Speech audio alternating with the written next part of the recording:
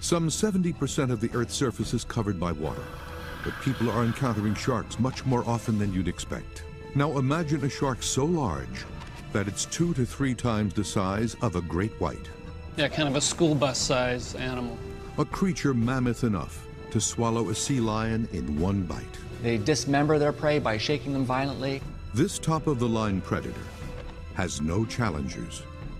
Looking at individual teeth of these animals, the largest of which measure about 6 inches in length. Reports seem to suggest the mammoth beast may be stalking the waters of Mexico's Baja Peninsula and terrifying local fishermen who cross its path. Whatever this animal is, it's huge. I look at everything now in the water, what is there before, you know? Now, Monster Quest heads to the Sea of Cortez in Baja, California, searching by air and sea for proof of this mega-jaw shark that lurks beneath these mysterious waters. There is something here. We have found it. Witnesses around the world report seeing monsters. Are they real or imaginary? Science searches for answers on Monster Quest.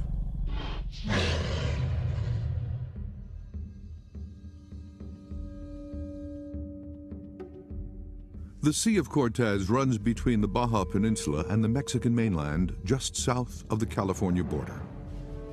The sea is often called the Gulf of California and is the outlet for the mighty Colorado River.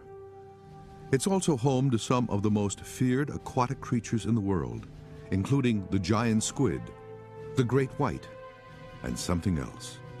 A shark so large and aggressive that it's known to locals as the Black Demon. I looking back, you know, see the big tail come up, but that's only a couple of seconds, that's it, you know. Estimates on the weight range anywhere from 50 to 100,000 pounds. We think it had formed very similar to the existing great white sharks. Hit something just out of nowhere. The whole boat lurched forward, and I almost fell to the deck.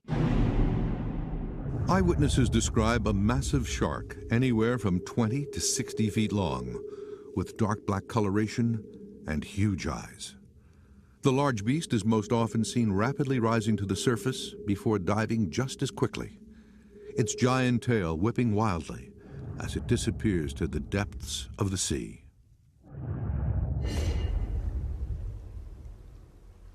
The Monster Quest expedition team has selected the Sea of Cortez as the search location due to a rash of recent sightings in the area, some with terrifying consequences. The old fishermen have always told us, if you're going to go out to these islands, stay close to the shore.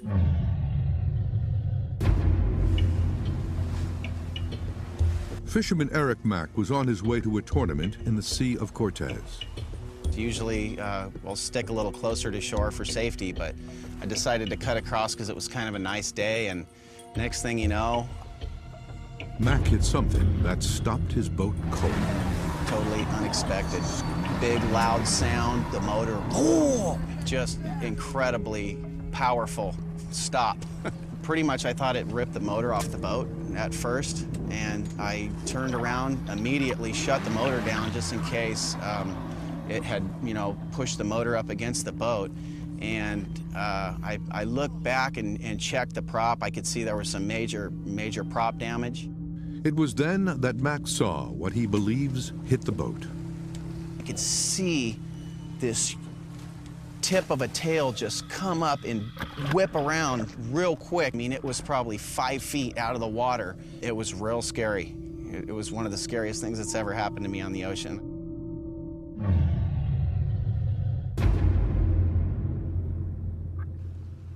The local fishermen out here, they call it the Black Demon, a big black shark.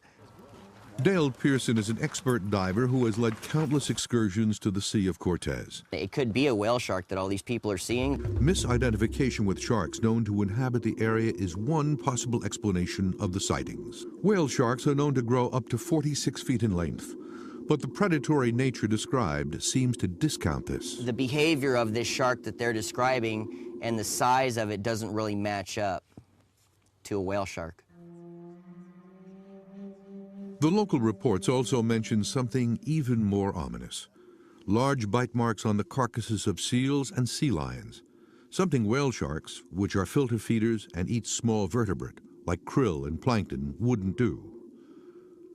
Pearson believes the differences make it very unlikely that the sightings are simple cases of misidentification, and he thinks the area may be hiding an unknown species.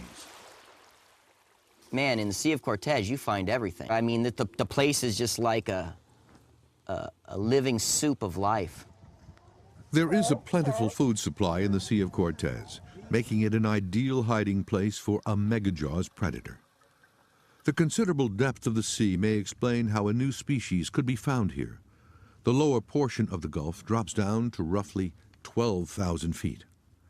This would mean that a shark, like the frilled shark, long thought to be extinct but was discovered alive in Japan in 2007, could be hiding in the depths.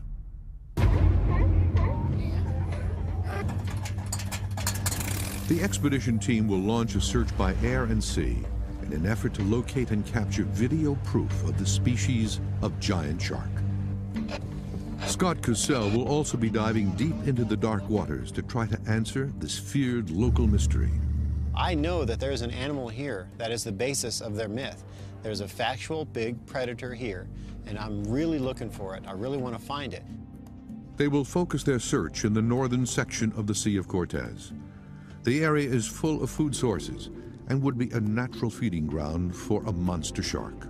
So this place out here is never dove, it's rarely explored. I mean, it's totally possible that there could be a species of large carnivorous shark down here that we don't know about. Okay, you ready, Mike? The team has devised a two-tiered search method using both a boat and plane. Almost militaristic in the way we're going about it. Pearson's plan is to use the plane to spot the shark from the air. You can't mistake the shape of a shark from 1,000 feet high. They stand out like a beacon. They're big. The plane will then relay the shark's location to the team on the boat.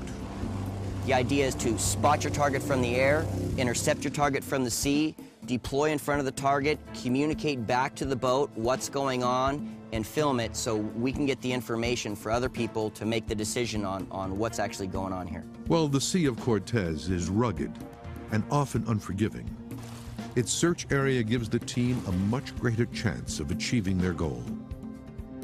I think it's about 1,000 miles long by about a couple hundred miles wide. Pearson and Cassell will set up base camp in the small town of Puertecitos, close to an area where numerous sightings have taken place. Plan is, as we come down here, they're going to launch the boats out of San Felipe and the aircraft out of San Diego and meet us down here in Puertecitos.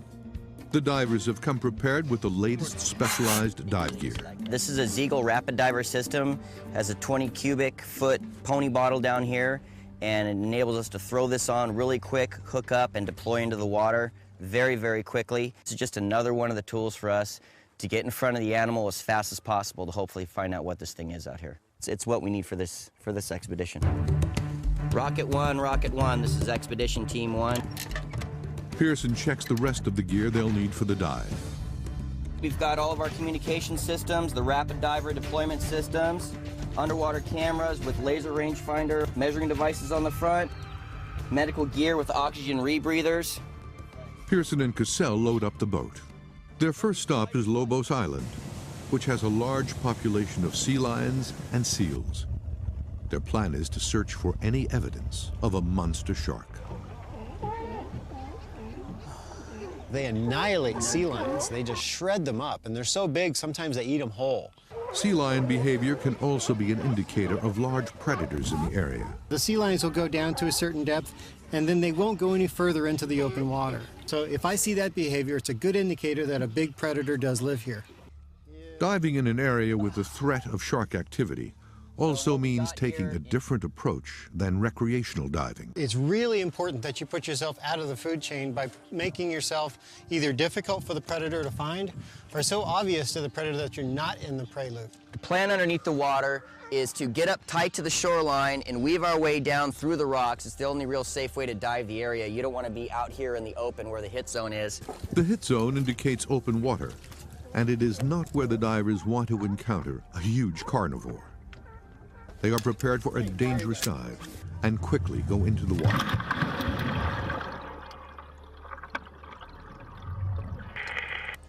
Divers, topside, comm check, over. Yeah, go ahead, topside. Topside, just to let you know, we are encountering a large amount of fish in this area. Large grouper, snapper. This area is full of very, very large fish. This is a very rich area. Over. Dale, topside copies, over. Divers, topside, depth and location, over. Yeah, topside, we're at 33 feet, and we're making our way up towards the island to investigate the sea lion rookery. Topside copies 33 feet and ascending up the reef to look at the sea lion rookery, over. All right, we're starting to get into them now. Divers, topside, inquiry on what exactly you're viewing at this time, over. Yeah, topside, we're in 10 feet water around sea lion. The divers quickly gauge the sea lion's behavior to get a sense of the likelihood of a predator in the area. Yeah, they seem real skittish. They're staying in real shallow, and they're staying away from that edge.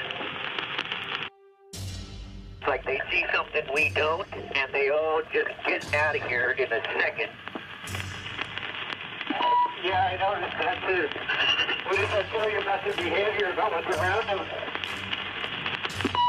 It tells me that there's something that comes to this island that has these seals scared out of their wits. This is Dale. Both divers will begin to surface, and we will take over into 10 feet of water. Be advised, we are in a white shark hit zone, and we need to be picked up ASAP. Our motor's ready.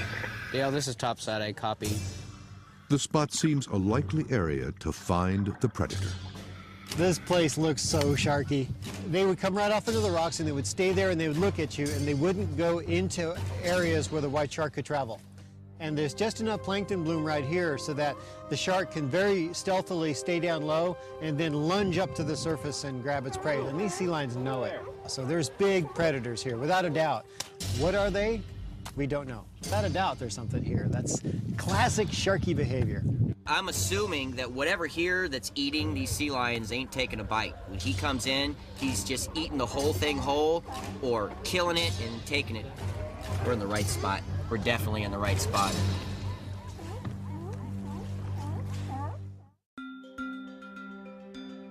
Monster Quest has traveled to Mexico Sea of Cortez to search for an elusive massive shark, referred to by locals as the Black Demon.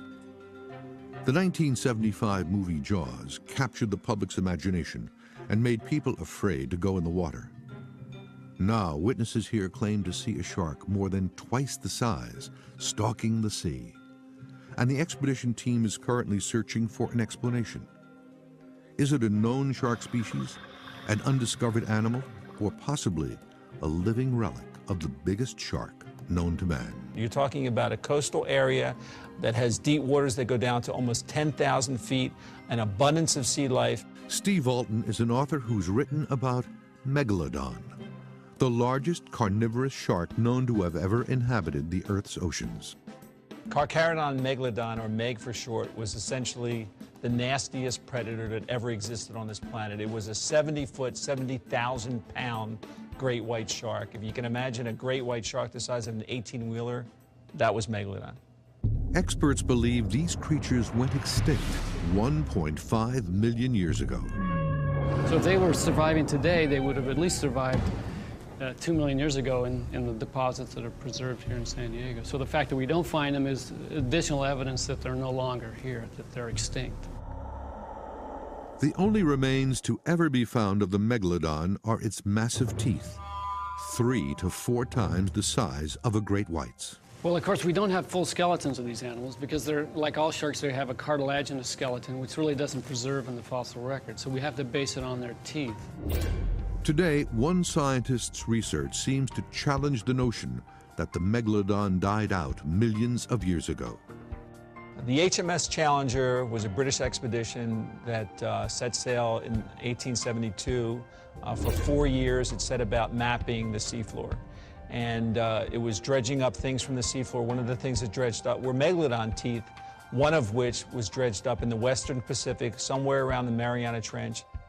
The Mariana Trench is located in the South Pacific, close to Guam, and is so deep that it could easily hold all of Mount Everest. Well, the Mariana Trench is a deep water gorge, unexplored, 1,500 miles long, 40 miles wide. If megalodons still existed, they would be in the deeper waters, like a trench, which remains unexplored. In 1959, Dr. W. Chernesky of London's Queen Mary College examined the megalodon tooth and estimated that it was only 10,000 years old. The HMS Challenger's discovery implies that megalodon could still be alive. And yet, experts on both sides agree the original test contains a margin for error. However, Monster Quest will use modern science to attempt to test the tooth and determine the definitive age. The team will extract a sample in the hopes of subjecting it to radiocarbon dating. If this tooth is indeed only 10,000 years old, it would mean that megalodon was still swimming the Earth's oceans long after it was thought to have gone extinct. It may also explain what fishermen are encountering in the Sea of Cortez.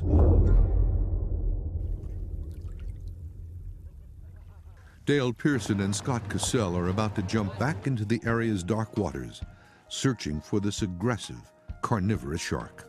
Whatever this animal isn't meshing with what we already know. That's why we're here. It is dangerous. Anytime you're diving into the ocean, there's an element of risk involved.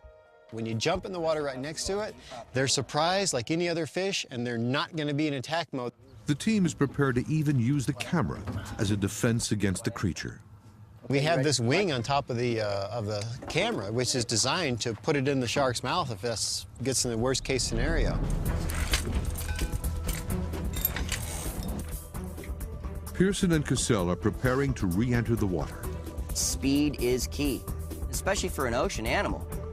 The chances of him staying in that spot for very long are very low. So time is of the essence. They will head back out to Lobos Island, eager to investigate what made the area's sea lions so agitated. They are afraid of something. They're being spooked by the presence of a very large predator. The plane prepares for takeoff as Pearson lays out the plan. The third island down is kind of out a little ways, has a peak on one side and a flat spot on the other. That's where we're going to be. That's Lobos Island. So if you guys come and follow us out and then just stay circled around these things. Constant communication will be key, as the plane will be spotting for the boat below.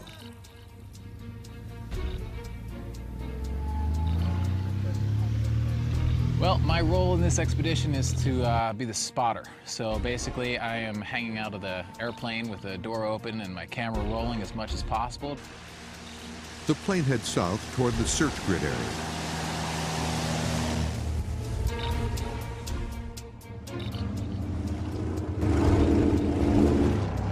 The speedboat carrying the divers does the same. Just an hour into the search, the plane spots something. 607, you see anything? Yeah, I think we just spotted a shark pretty good size. They see something in the water. We need to stage our gear. They pinpoint the location of the shark, only a mile from Lobos Island. They see something, we might have a possible contact on a big animal over there. They're gonna make another pass by it. The dive team needs to be right on top of the shark in order to capture the evidence they need. To be sure that they don't miss the shark, they need to have a visual contact from the plane before they dive. 607, what was the situation on the contact of that animal, over? We circled around, we kind of lost it. I don't know if it went underwater or what. They might have got contact with something over at that island, something rather large. The pilot saw it from the air, so you know it's got to be big. The plane has lost its visual. Whatever it was on the top, boom, it dove. So, you know, we see him, we get to it as fast as we can and get on it, but first sighting, no joy, can't get to it. The crew is busy scanning the water surface for signs of the giant shark when the boat hits something. Ooh, that's no good. Something's not good. Thank God the engine doesn't sound too bad. Oh, the engine doesn't. We're rolling along, and actually we might have hit something. The team is unsure of what they've hit. It's not visible from the surface and did not register on the boat's depth finders. And it might have taken out one of the outdrives and one of the 3 engines. They have lost one of their 3 engines. While they can still move, they will need to get back to shore to examine the boat more thoroughly before continuing their search.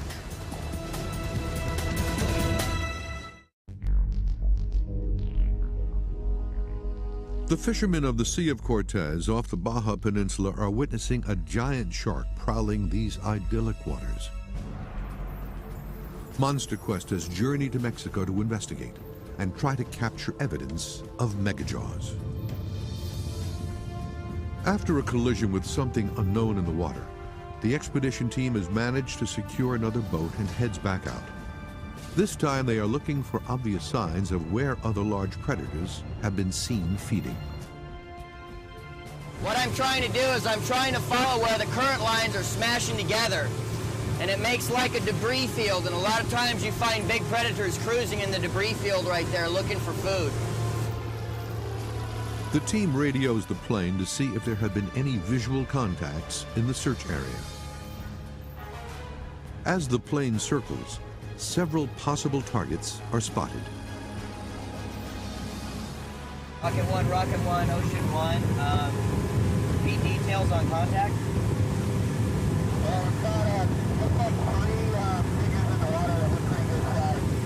Roger that, Rocket 1. What island location are you at, over? From their aerial vantage point, the plane sees an amazing sight.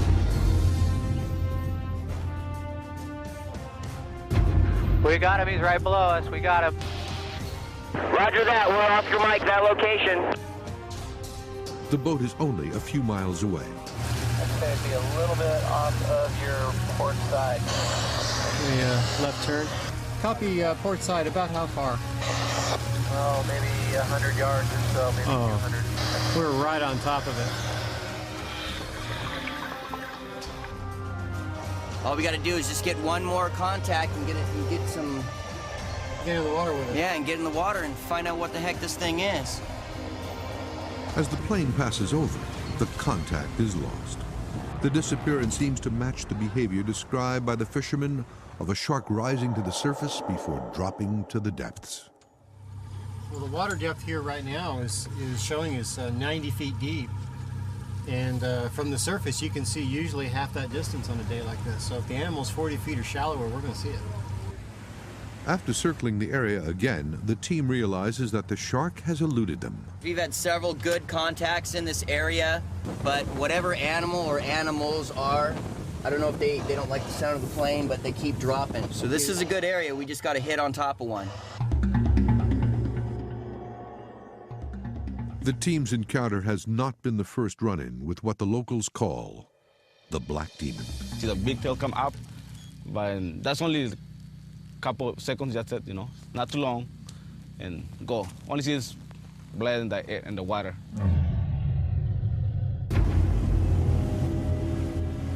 Fisherman Natividad Guadalupe Ruiz was heading towards open water when he says he encountered the beast.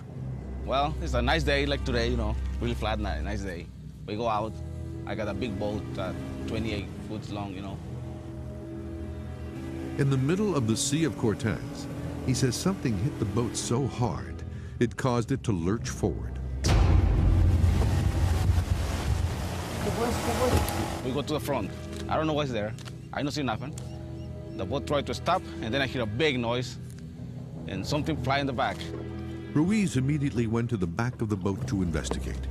He has spent most of his life fishing in the area and says that the boat couldn't have hit a rock or a reef because he always takes the same route. I go down, check everything, but I don't see nothing. I don't know what happened. I think, I don't know, maybe shark, you know? big shark gotta be. It's the only way I can stop with that boat, you know. I got a big boat. Little fish don't make a difference.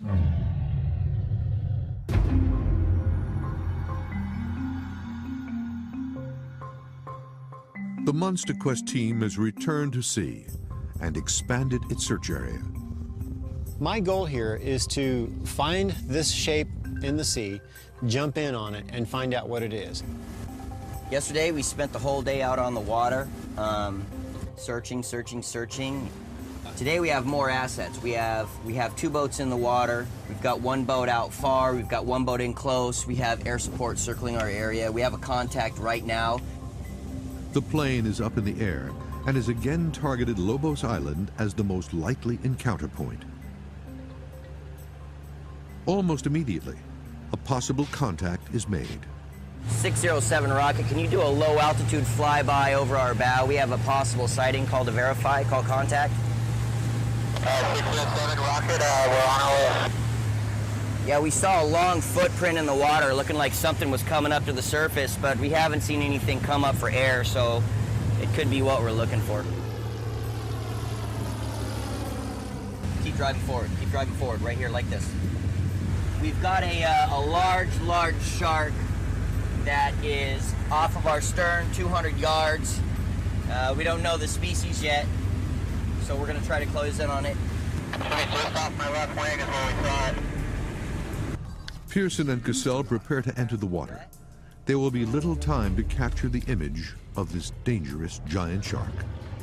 As soon as he verifies the coordinates, we're gonna move over on it. We're gonna drop in and see if we can film it. We have a sighting right now. We just wanna verify contact and then we're gonna be on it. 607, give me coordinates to your location so we can intercept and deploy. Okay, if you need a launch and a lat, you're gonna have to give me a second. Roger, standing by for launch and lat. Yes, north 2952.77, west 114, 23.86. Little bit to your left. You guys should be seeing him. Return. There he is. He's right there. Okay, he's just off our wing now, guys. Off our right wing. The sighting is confirmed and the divers immediately drop in. The prospect of capturing the first photographic evidence of the mythical black demon shark has them anxious. Check. Yeah, we read you loud and clear. How many? Divers, surface, have you seen any contacts yet? Over. Negative. Negative contact at this point. Roger that. Standing by. Topside, it appears target has left the area. It's probably sounded. We were unable to get a shot at it. We're heading back to the boat. Roger that. Standing by. The team is unable to capture an image of the shark with their cameras. We had a target, we closed on it, jumped in, and before we could get the cameras on it, whatever it was took off and dove down, so all we know right now is that it was a big shark. Something was here. We spotted it several times. That time we got a good view at it. They got a location for us. We went on there, we jumped on it, but well, whatever this thing is it's kind of skittish, you know?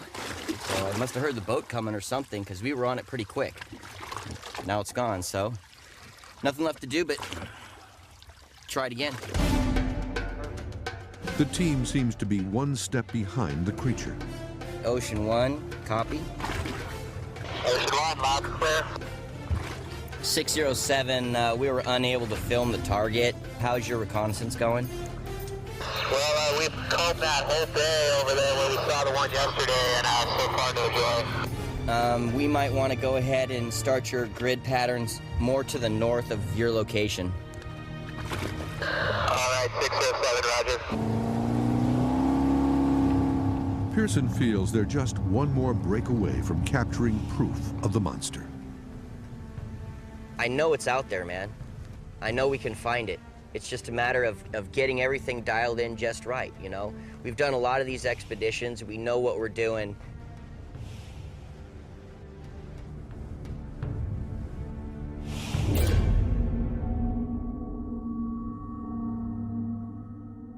The Monster Quest science team has gained access to the only known link to the Megalodon shark, a tooth found in the 1800s by a British sailing ship and thought by some to be only thousands of years old. The team is hoping to perform a radiocarbon dating test on the tooth. The initial testing is underway at the Natural History Museum in London, where the specimen of this tooth belonging to the giant Megalodon shark is kept. Modern bone should have a nitrogen percentage of around 4.5%, and anything less than about 0.7% is usually not dateable using radiocarbon. Here's the specimen. Wow, look at that. Gee. It's a biggie. So big, isn't it? It's nice though, isn't it? God, imagine getting taken by one of these guys, one of these bad boys. If you're a surfer, imagine that. Imagine getting a row of these around your midriff. Unbelievable.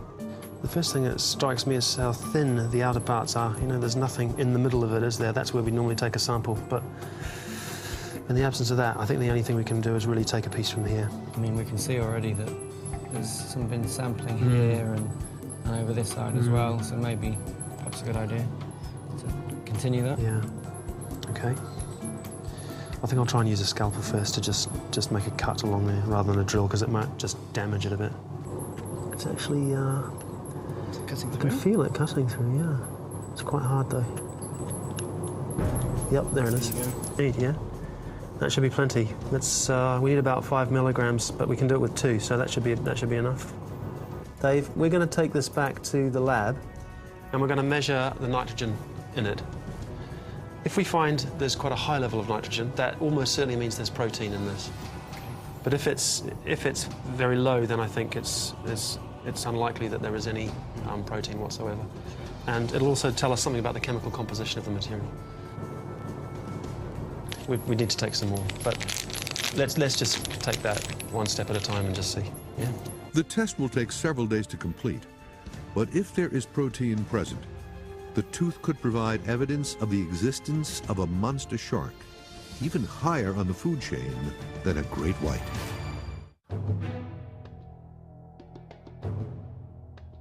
Monster Quest is searching the depths of the Sea of Cortez in search of a massive megajaws predator that locals have reported seeing with increased frequency. One suspicion is that it is actually a long dormant species called Megalodon. If Megalodon still exists, it is believed to inhabit the deepest trenches of the oceans. At a depth of 12,000 feet and with a plentiful food supply, the Sea of Cortez may offer the ideal habitat for a giant shark.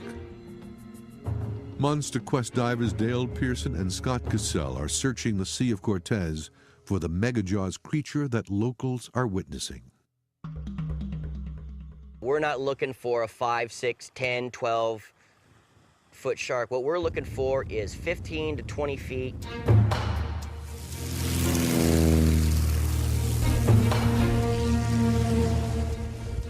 The expedition is in its 3rd day of searching, and while they've had some close encounters, they still lack the critical evidence necessary to confirm the giant shark's existence. In order for this to go down, everything has to click just right. It has to fall just like a line of dominoes. The team gets a tip from a local fisherman who says he's seen what locals call the Black Demon, just a short distance away. The search plane heads to the last known location, Gonzaga Bay. It's small with a forced channel, meaning there's only one way in or out. This should make spotting the beast easier for the plane.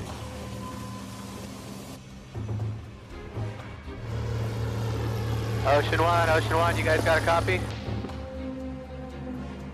The team on the plane spots something in Gonzaga Bay. Their radio range is limited, and in order to inform the divers, the plane needs to break visual contact with the shark and fly towards the boat. Okay, do you still got a visual on the contact for Rocket 1? No, we came over this way so we could get a reception with you guys. We couldn't hear you. Okay, understood. We're going to have a quick conference and get right back to you. Okay. We're going to haul out to Alfonsinas, so would you please return and reacquire the target and let us know? All right, we're turning around, heading back. We'll try to get a contact again. The plane will try to reestablish the location of the shark, while the dive team attempts to get into position to intercept.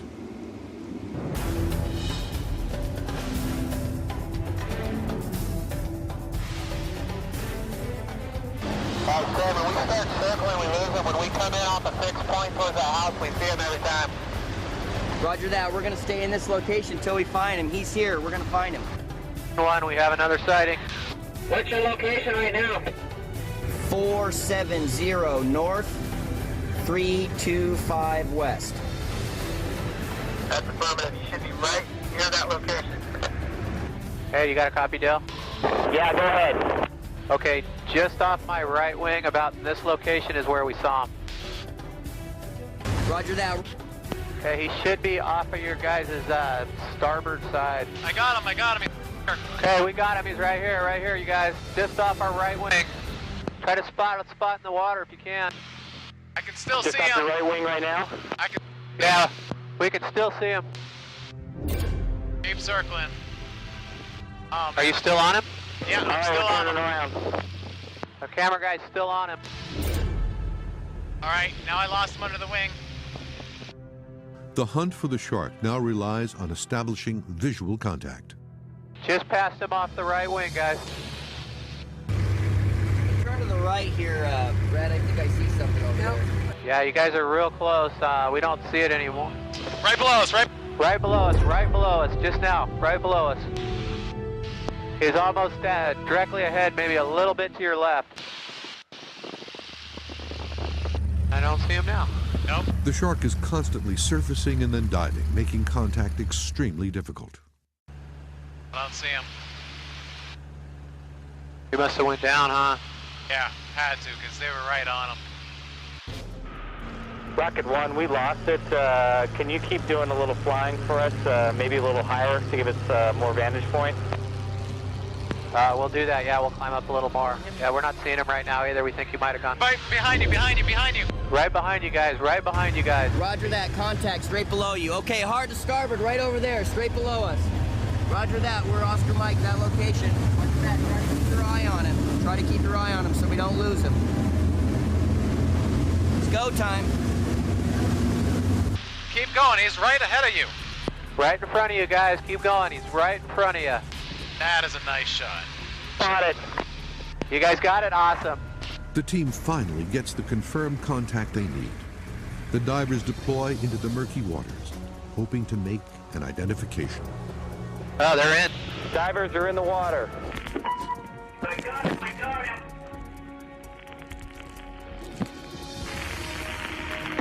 We have a large, very large shark.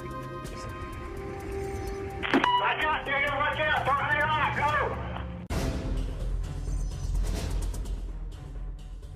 Monster Quest has traveled to Mexico to investigate a massive shark that local fishermen call the Black Demon that is said to be stalking the Sea of Cortez. The sightings suggest a megajaws type shark 2 to 3 times the size of a great white. The beast is thought to compare in size to one of the greatest sharks of all time, Megalodon. These divers are probing the depths of the Sea of Cortez. This man says he collided with the beast while boating. This expert says the creature can't possibly be a giant shark. And this Megalodon tooth may prove that the giant shark didn't die out as early as historians and marine experts first thought. The tooth was discovered by the English expeditionary ship HMS Challenger. It was tested in 1959 by W. Chernesky, who claimed that the specimen was only 10,000 years old. This could mean that the Megalodon shark, 2 to 3 times larger than a great white, may have survived extinction and still prowls the oceans today. The Monster Quest science team has been attempting to retest the tooth in the hopes of using new modern scientific techniques to determine its true age. Before he can radiocarbon date the tooth, Dr. Tom Hyam, Deputy Director of the Radiocarbon Accelerator at Oxford University, had to determine the nitrogen content of the tooth. Hyam determines that the nitrogen level is only 0.1%. insufficient even to be able to conduct a radiocarbon dating test. When originally examined, Chernesky determined the age using a test based on the buildup of manganese dioxide on the outside of the tooth. The problem with manganese dioxide measurements is that the thickness of the manganese dioxide can vary a lot. It is very possible that this test performed in 1959 misjudged the age of the tooth. The real age of the megalodon tooth could forever remain a mystery. If megalodon managed to escape extinction by going deep, we'd never know it. It could be hunting in 5,000, 10,000 feet of water. Less than 1% of the deep water is ever explored, less than 5% of the world's oceans. It is in this isolated area of Mexico Sea of Cortez that local fishermen are seeing something of staggering size prowling the waters. The Monster Quest expedition team has searched the area for 4 days now and made numerous contacts.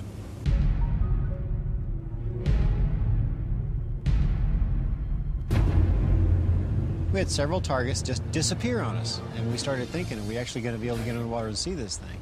And sure enough, almost at the final hour of the day, when everything's starting to get rough and we're starting to think about coming on back because the aircraft is starting to run out of fuel, bam, there's a target, bam, the boat gets there on time, we jump in the water, there we are. Pearson and Cassell have spotted a massive shark in Gonzaga Bay. In the frenzy to capture images of the shark, Cassell drops into the potentially deadly waters without his protective helmet.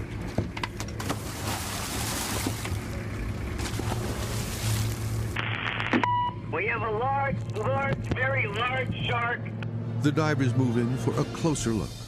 Watch out, they're gonna watch out, don't let off, go!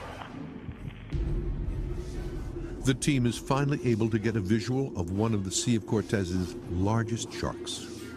I believe it is a whale shark. It's kind of difficult to see in this water, but I'm pretty sure it's a whale shark. Pearson estimates this beast is 16 feet long. The whale shark is the largest known fish species in existence. Dropped in, we were able to get some shots of it. Scott got down, he was able to get the laser measuring device on it and try to get some shots of it. Whale sharks can grow to be 40 feet long and weigh up to 15 tons, but the filter feeder is not a predator. While it doesn't prey on other large animals, the whale shark has a variety of defenses, including a massive tail. When I finally had the shark to drop in on, I fell off the boat and I rolled forward, and like 5 feet away from me is a 10,000-pound shark. So it was right there in front of me. I almost landed right on top of it. What do you think, Scott? It's probably about a 16-foot, 14 to 16-footer. If this is the thing that the fishermen are talking about, I don't know. That's definitely not a carnivore. This is definitely not the animal that's eating sea lions and biting into whales. The biggest fish in the world actually feeds on the smallest animal in the sea. The team concludes that misidentification is the most likely explanation for the huge sharks being spotted in the area. So it's easy to understand why people would be down here and they would see this big, massive shark in this murky water and think it's something that it's not. If you are looking in dark water and you see this animal, it's easy to misidea. Monster Quest has made some interesting discoveries. The analysis of a megalodon tooth thought to be only 10,000 years old has revealed that the tooth is not datable by scientific testing. The expedition team has determined that the sharks that local fishermen are seeing are whale sharks, which have been misidentified. The Sea of Cortez has revealed itself to hold many of the world's most unusual creatures, but a megajaw shark is not one of them. You know, I think we found a large shark out here. You know, they said it's 15 to 30 feet long, black. They're seeing it in murky water towards the surface. We followed all those clues and put all the assets down here to find it, and that's what we found. This whale shark is definitely not what's eating sea lions. It's definitely not what's taking bites out of whales. So I think there has to be another shark down here that's doing that. I think that there's still a mystery about the Sea of Cortez that we haven't figured out yet.